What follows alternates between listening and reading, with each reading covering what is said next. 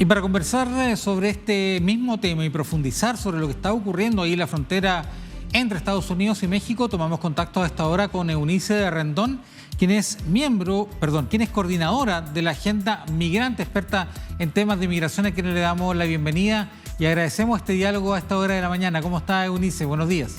Hola, buenos días. ¿Cómo estás? Muy bien, muchas gracias. Eunice, mucha gente no conoce en qué consiste este denominado título 42.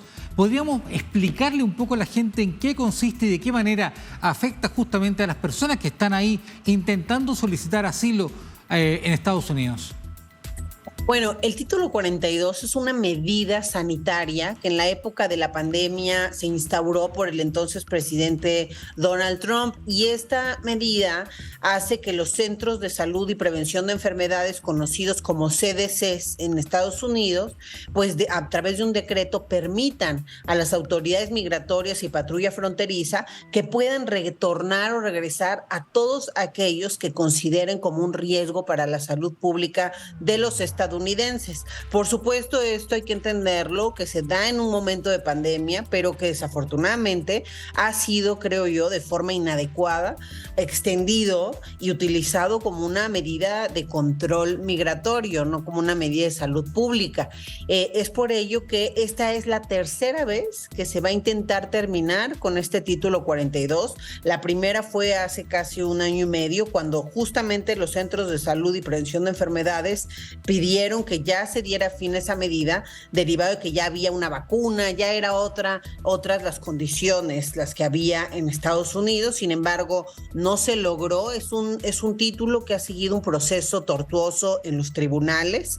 Entonces, bueno, se han estado interponiendo distintos recursos para que no termine este título 42. Finalmente, en diciembre del 2022 iba ya a terminar, y 2 días antes de su término, justamente la Suprema Corte de Justicia, por un recurso que entró, pues impide que termine esta política. Y bueno, mucha gente se quedó varada en la frontera mexicana, en lugares como Ciudad Juárez, que se han vuelto una olla de presión migratoria, ¿no? Ahora finalmente va a terminar. Parece que ahora ya no hay pretexto, no hay forma de extender ya más esa política, porque además ya la Organización Mundial de la Salud declaró oficialmente el fin de la pandemia. Entonces van a tenerlo que terminar este 11 de mayo y pues ahora sí que Estados Unidos ha estado anunciando distintas medidas desde hace 2 semanas, 2 centros de procesamiento migratorio, uno en Guatemala y otro en Colombia. Anunciaron para que desde ahí los migrantes hagan su papeleo y no vayan hasta Estados Unidos, que ellos lo que no quieren, que no lleguen a su frontera. También anunciaron 1,500 soldados adicionales, lo cual da un total de 4,000 en la frontera, más un operativo especial que el gobernador Greg Abbott anunció también el día de antier en la frontera con Texas, con 1,200 efectivos estatales, más 10,000 guardias nacionales. Anunciaron también mayores castigos para aquellos que de forma indocumentada intenten ingresar a partir del 12 de mayo.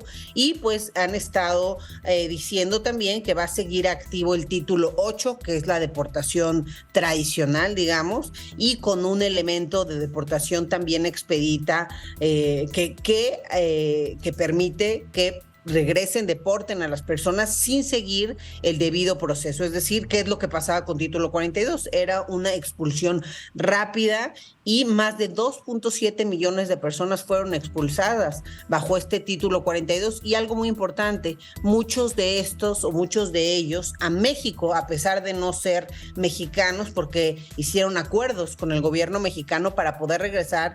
Primero, pues estas personas de Centroamérica, luego sumaron a Venezuela, luego se sumó Haití, luego Cuba, Nicaragua. Entonces, al final, personas de 8 países, incluido México, podían ser regresadas a nuestro territorio, y eso ha generado una presión enorme en la frontera norte, porque ese encargo de depositar migrantes de este lado no ha ido de la mano de recursos humanos y materiales. Justamente respecto a ese tema, sobre la situación que están viviendo los migrantes ahí en la frontera, sabemos que la situación es bastante o muy precaria. Por ejemplo, la tragedia que ocurrió justamente en Ciudad Juárez con el incendio. Y ayer hubo una reunión importante entre Joe Biden y el presidente de México, Andrés Manuel López Obrador. ¿De qué manera esta cita, esta reunión puede transformarse en medidas concretas para mejorar la situación de los migrantes?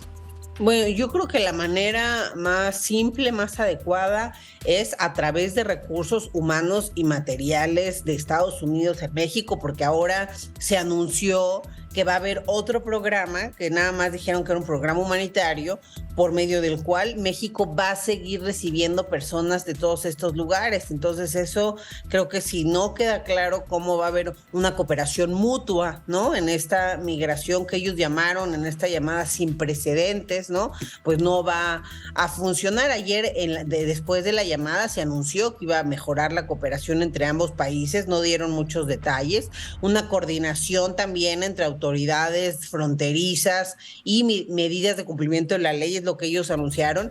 Y sin embargo, creo que lo más importante, ya hablaron de otros temas, tráfico de armas, fentanilo, etcétera. Sin embargo, en el tema migratorio, algo muy importante es que pues se amplíe la visión, es decir, que transitemos de una política migratoria de securitización y militarización fronteriza, que es lo que hemos tenido los últimos años, y de amenaza, a una política integral que amplíe las vías legales de la migración y que justamente sea empática, porque pues mucha gente ya está en el camino y muchas de las ayudas o visas humanitarias, por ejemplo, de Estados Unidos, que ha ido publicando algunas de estos recursos, pues no son aplicables para todas esas personas que ya salieron de sus países. Por ejemplo, les pone una condición de que hayan entrado a México de forma documentada, y pues la verdad es que ninguno de los migrantes pasó de forma documentada por México, muy pocos, y eso hace que pues estos mecanismos se vuelvan muy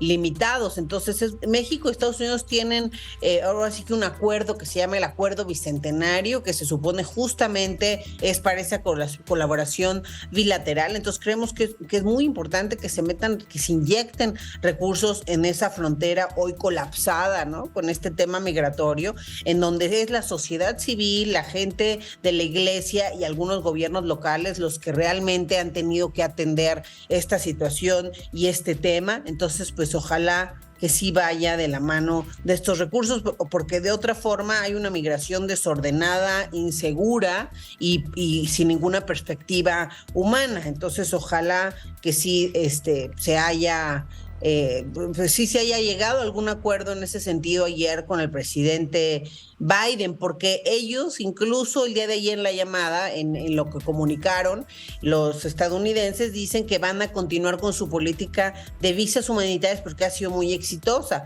pero cuando uno se mete a ver cuál es el éxito de esas visas humanitarias creyendo que es la cantidad de visas otorgadas, la realidad es que no, que ellos miden el éxito por el número de personas que intenta ingresar de forma indocumentada de esos países, y eso ha reducido enormemente porque la gente está esperanzada, varada ahí en la frontera creyendo que va a ser candidato para estas visas, pero bueno, después de algunas semanas se dan cuenta que no, y entonces también se genera incluso un problema de salud mental que nosotros hemos estado identificando en la frontera, la gente desesperada. La aplicación que mencionabas, la CBP One, tampoco ha sido muy funcional, es decir, hay 500 citas cada día para aquellos que creen que tienen un caso de asilo o refugio, pero en realidad tenemos una frontera con más de 100,000 personas buscando esas citas y otras que desde su país lo están haciendo. Y bueno, hay algunos problemas hasta tecnológicos. Si tienes la piel o la tez muy oscura, no reconoce las caras. Si son unidades familiares, no pueden hacer una cita de unidad familiar. A veces estás en Tijuana y te da la cita en Juárez. Entonces, en fin, hay una serie de fallas todavía y eso suma a que la salud mental de las personas pues no esté en las mejores condiciones. Y bueno, estos últimos días han estado llegando contingentes muy importantes de migrantes tanto a la frontera sur como a la frontera norte de México, y no parece que haya realmente una respuesta integral, adecuada y a la medida en esa frontera para ellos. Eunice Rendón, coordinadora de Agenda Migrante, experta en temas de migración. Le agradecemos este diálogo, esta conversación. Lamentablemente se nos acabó el tiempo, así que te saludamos. Seguramente vamos a seguir profundizando los próximos días con este tema. Que esté muy bien, muy buenos días. Muy buenos días, hasta luego.